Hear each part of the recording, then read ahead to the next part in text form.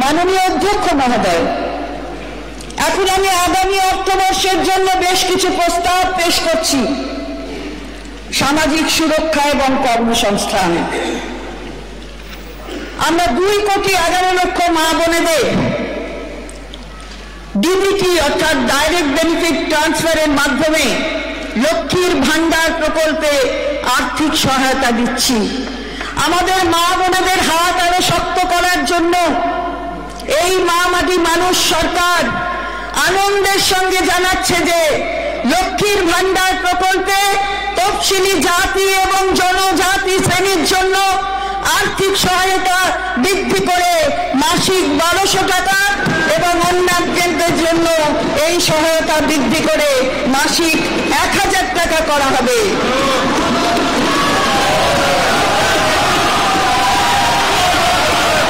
Sir,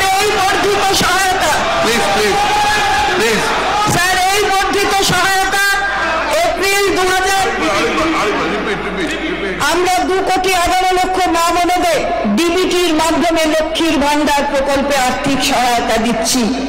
আমাদের মা বোনেদের হাত আরো শক্ত করার জন্য এই মা মাটি মানুষ সরকার আনন্দের সঙ্গে জানাচ্ছে যে লক্ষ্মীর ভান্ডার প্রকল্পে তফসিলি জাতি এবং জনজাতি শ্রেণীর জন্য আর্থিক সহায়তা বৃদ্ধি করে মাসিক 1200 টাকা এবং অন্যান্যদের জন্য এই সহায়তা বৃদ্ধি করে মাসিক 1000 টাকা করা হবে।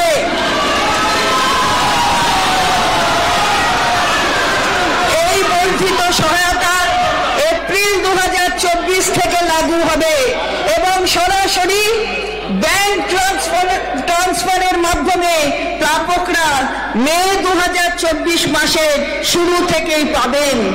এর জন্য অতিরিক্ত বার্ষিক 12,000 কোটি টাকা বরাদ্দ করা হয়েছে। 60 বছর বয়স অতিক্রম করলে লক্ষ্মীর ভান্ডারের প্রাপকেরা সোজাসুজি বার্ধক্য ভাতার আওতায় চলে আসবেন এবং একই আর্থিক সহায়তা পেতে থাকবেন। স্যার, আমাদের উপকূলবর্তী জেলাগুলির বিশেষ করে পূর্ব মেদিনীপুর, উত্তর 24 পরগনা এবং দক্ষিণ 24 পরগনার মৎস্যজীবীরা তাদের জীবিকা অর্জনের জন্য প্রতিকূল অবস্থার মধ্যে সমুদ্রে যান। যেহেতু এপ্রিলের মাঝামাঝি থেকে জুন মাসের মাঝামাঝি পর্যন্ত এই 2 মাস মাছ ধরার ক্ষেত্রে নিষেধ থাকে, এই মৎস্যজীবীদের জীবিকা অর্জনে সমস্যা হয়ে থাকে। আমি আনন্দের সঙ্গে জানাচ্ছি যে এই 2 মাসে এইসব মৎস্যজীবীদের জীবিকার সহায়তার জন্য সমুদ্র সাথী নামে একটি নতুন প্রকল্প চালু করা হলো। এর মাধ্যমে এই 3টি জেলার প্রতিটি নথিভুক্ত মৎস্যজীবী প্রতি বছর এই 2 মাস প্রতি মাসে 5,000 টাকা করে পাবে।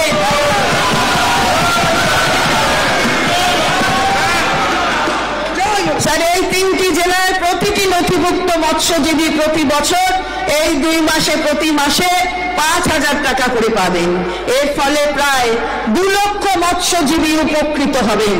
এই খাতে আমি 200 কোটি টাকা বরাদ্দের প্রস্তাব করছি। গত বছর বাজেটে যুবকদের জন্য ভবিষ্যৎ ক্রেডিট কার্ড নামে একটি নতুন প্রকল্প চালু করা হয়েছিল।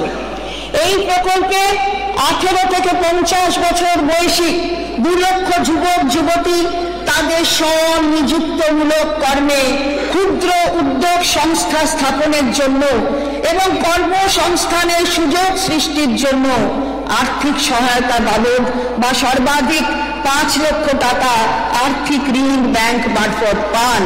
আমি আনন্দের সঙ্গে ঘোষণা করছি যে আমাদের সরকার এই প্রকল্পটিকে আরো শক্তিশালী করার এবং ক্ষুদ্র শিল্পের জন্য আরো সহজতর করার উদ্যোগ নিচ্ছে।